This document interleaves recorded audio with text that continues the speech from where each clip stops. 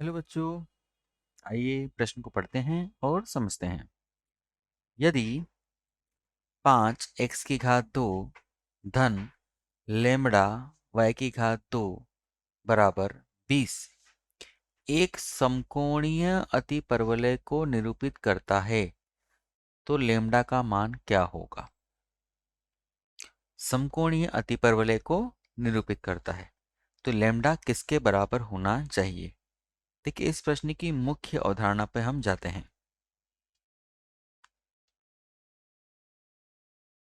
मुख्य अवधारणा,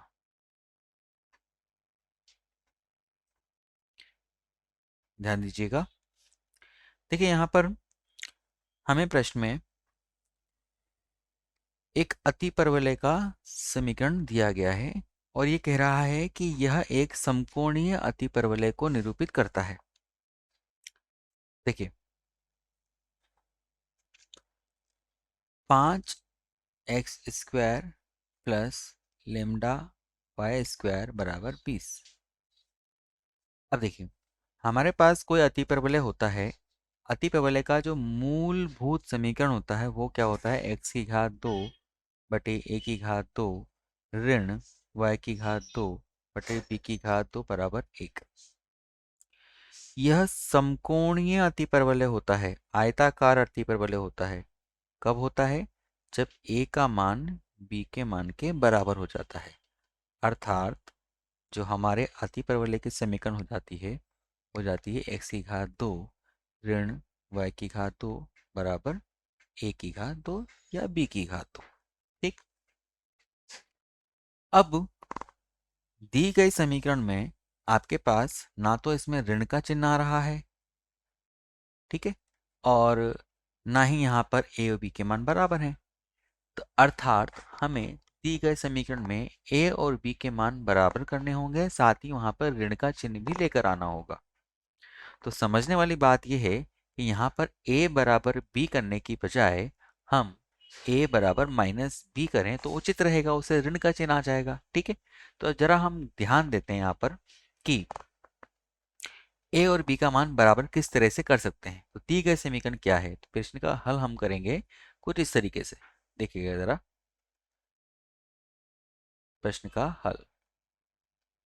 दी गए समीकरण 5 x की घात 2 प्लस लेमडा y की घात 2 बराबर 20।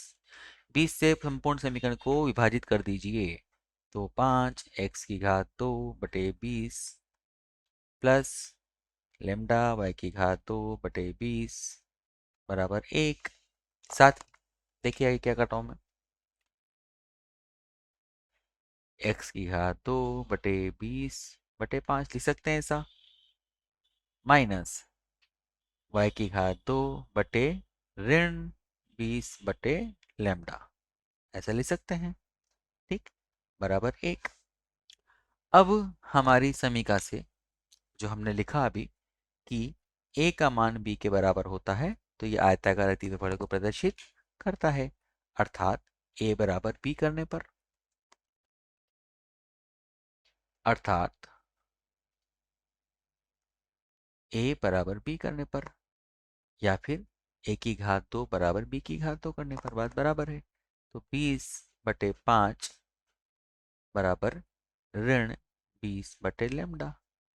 आप इसको उलट देंगे तो आपको मिलेगा यहाँ पर 5/20 बराबर ऋण लेमडा बटे 20। 20 से 20 काट दीजिए तो 5 बराबर कितना मिला आपके पास, लेमडा। अर्थात लेमडा का जो मान प्राप्त होगा वो कितना प्राप्त होगा, ऋण 5। तो आपका उत्तर सही होगा विकल्प नंबर सी। मैं आशा करता हूँ बेटा आपको ये प्रश्न समझ में आया होगा। धन्यवाद।